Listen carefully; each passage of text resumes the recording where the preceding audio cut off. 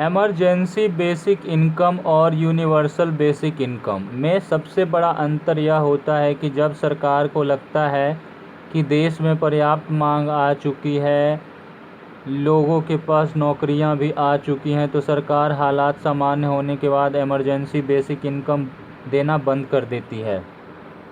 वर्तमान में कोविड-19 के कारण विश्व के बहुत से देशों में इमरजेंसी बेसिक इनकम को शुरू किया गया है। जापान ने अपने देश में हर व्यक्ति को 1 लाख येन देने का फैसला किया है। कनाडा ने 25 मार्च से हर नागरिक को $2500 प्रति माह देने का फैसला किया है। आर्थिक सर्वेक्षण 2016-17 में देश में गरीबी और आय असमानता को कम करने के प्रयास में वित्त मंत्री अरुण जेटली ने देश में विभिन्न सामाजिक कल्याण योजनाओं के स्थान पर यूनिवर्सल बेसिक इनकम स्कीम की वकालत की थी।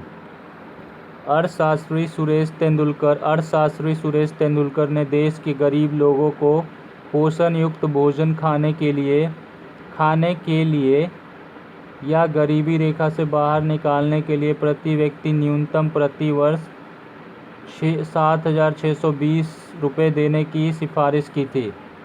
इसी सिफारिश को ध्यान में रखकर यूनिवर्सल बेसिक इनकम का विचार पनपा था। यूनिवर्सल बेसिक इनकम की परिभाषा। Definition of universal basic income. Universal basic income एक देश के 75% लोगों को एक मुश्त फिक्स धनराशि देने की योजना है। इसमें लाभार्थियों का चयन करने के लिए उनकी आय, रोजगार की स्थिति, भौगोलिक स्थिति इत्यादि का आकलन नहीं किया जाएगा। यूबीआई का उद्देश्य देश में गरीबी को कम करना और नागरिकों में आर्थिक समानता बढ़ाना है। एनडीए सरकार देश की 75% आबादी को प्रति व्यक्ति न्यूनतम ₹7,202 देने की योजना बना रही है। इसका नाम यूनिवर्सल बेसिक इनकम स्कीम होगा। यूनिवर्सल बेसिक इनकम स्कीम की अनुमानित लागत सकल घरेलू उत्पाद की 4.9% हो सकती है। यूनिवर्सल बेसिक इनकम की विशेषताएं। Features of universal basic income. Universal scheme.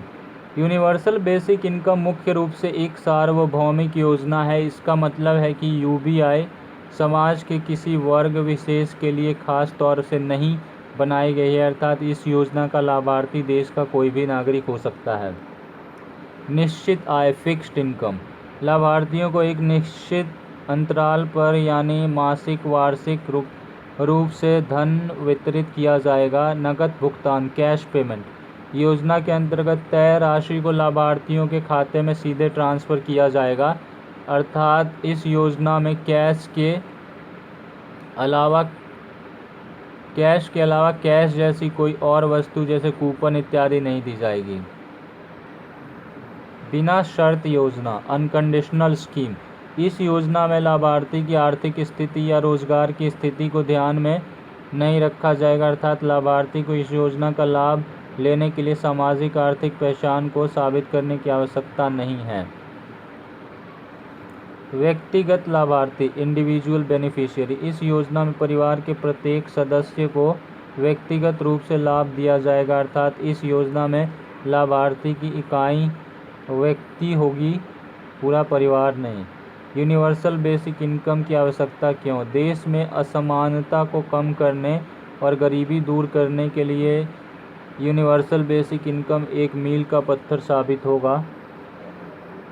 UBI समाज के गरीब तबके की क्रय शक्ति को बढ़ाएगा, इसलिए अर्थव्यवस्था में सकल मांग अधिक होगी, जो उत्पादन और निवेश को प्रेरित करेगी, जिससे देश का समग्र विकास होगा। यह योजना देश के सभी व्यक्तियों के लिए सुरक्षा और गरिमा सुनिश्चित करेगी। यूनिवर्सल बेसिक इनकम के लाभ। वर्तमान में सरकार विभिन्न सामाजिक कल्याण योजनाओं के माध्यम से लोगों के कल्याण को बढ़ाने का प्रयास करती है, लेकिन अब सरकार उन्हें नकद पैसे देकर इस प्रवृत्ति को बदलना चाहती है ताकि लोग अपनी पसंद की सेवाएं या फिर सामान खरीद सकें। यूबीआई व्यक्तियों को सुरक्षित और फिक्स्ड इनकम प्रदान करेगी। यह स्कीम देश में गरीबी और आर्थिक असमानता को कम करने में मदद करेगी। यह स्कीम देश के लोगों के हाथों में अतिरिक्त क्रय शक्ति देगी, जिससे देश में उत्पादनकारी गतिविधियों को बढ़ावा मिलेगा। इस योजना को लागू करना आसान है क्योंकि इसमें लाभार्थियों को चिन्हित नहीं करना पड़ेगा। यह योजना सरकारी धन के अपव्यय और भ्रष्टाचार को कम करेगी क्योंकि इसका कार्यान्वयन बहुत सरल है और पैसा सीधे लाभार्थियों के खाते में भेजा जाएगा। यूबीआई की संभावित कमियां। इस बात की प्रबल संभावना है कि गरीबों को मुफ्त पैसा उन्हें आलसी बना सकता है और वे काम न करने के लिए प्रेरित होंगे।